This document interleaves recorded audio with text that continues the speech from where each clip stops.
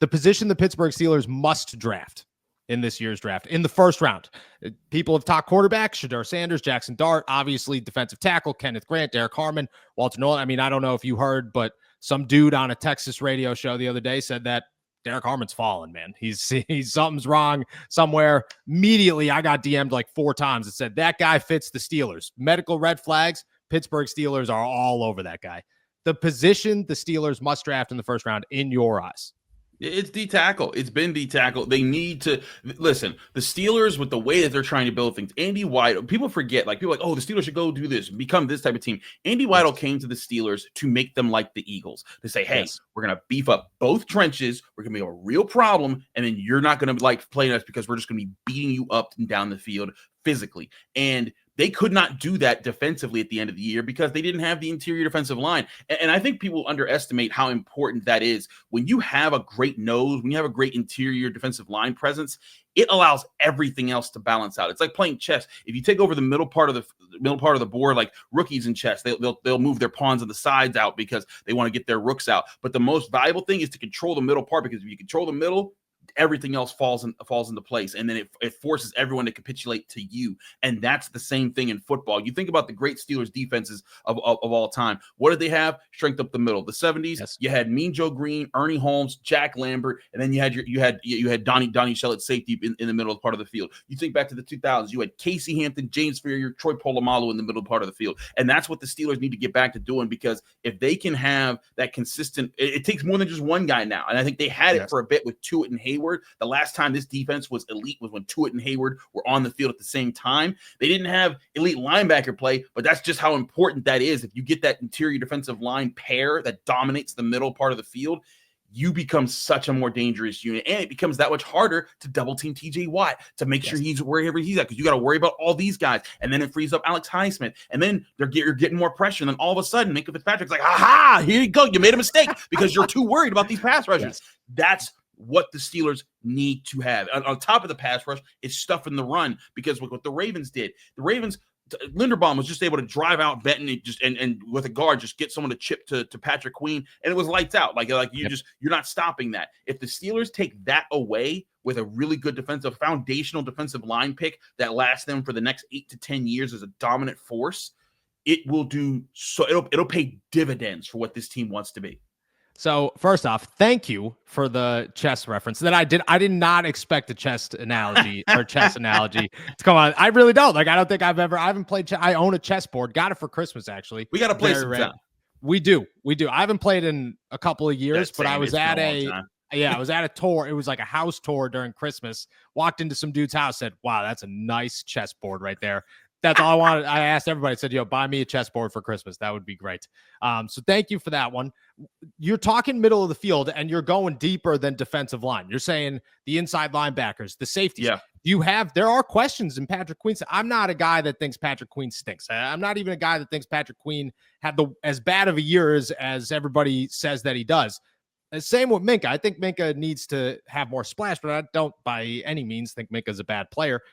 But are they that piece away from, like, can they be elite? Is Minkah still elite? Does Patrick Queen have elite in him? Like, are those pieces strong enough in your eyes right now to say, okay, you find that Kenneth Grant, that Derek Harmon, they're good. Like, they're set.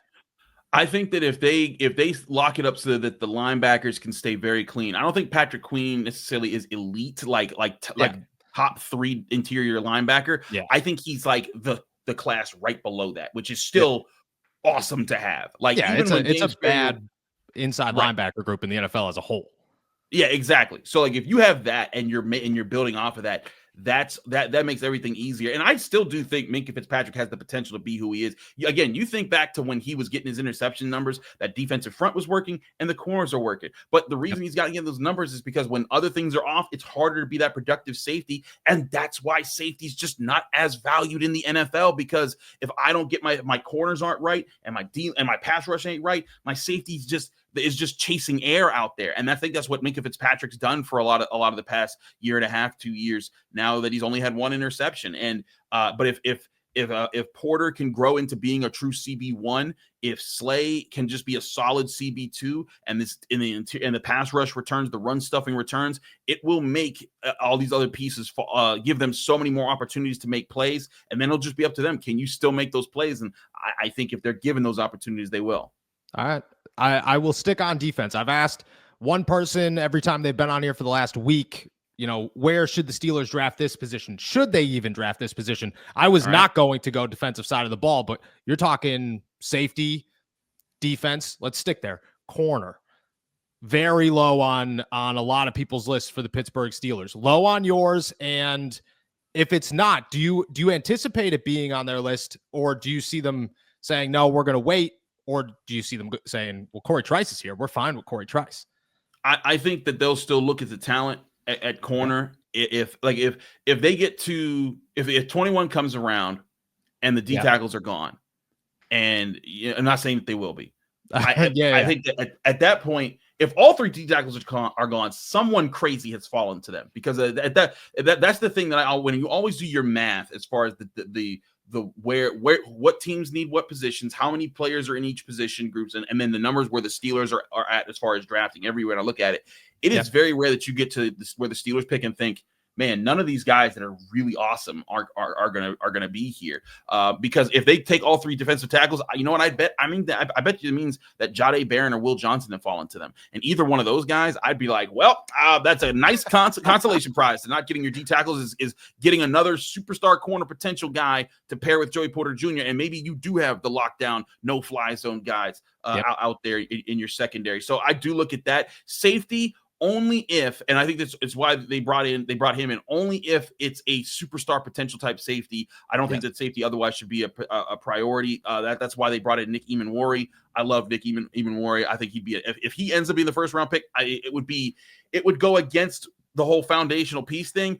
But that is a remarkable athlete. He is a remarkable athlete that if you throw him at 6'3", running a sub 4.4, and able to stop and turn on a dime and to make interceptions and to throw big hits, like that's a guy I could say, like, okay, I get what we're doing here and what you're trying to set up. So I would not close the door on defensive back, no, because especially early. But then there's also guys late, like they brought in Justin Wally out of Minnesota. I think he's another Corey Trice type where he'll be there on day 3 of the draft, and if you just want another guy to fit your bill, he could be it. So I'm not ruling out the secondary at all in the first round either. It's just I think that if it was the perfect situation where all 5 of those guys, Johnson, Barron, Nolan, Grant, and Harmon were all there, I think they'd still go defensive tackle. But like if there's a run in defensive tackle, one of those guys are probably there. Yeah, I agree. I definitely think defensive tackle stands above any position, like quarterback included, as we head into the draft. Yeah. Obviously, Shedeur, somebody sits there, there's conversations to be had. I don't know how those conversations would go. It depends on whose side. But I do think defensive tackle, there is a boom DT, then maybe a little bit of a gap, and then it's like, all right, let's get the rest of these and let's fill it out. I agree with that. I do agree with that.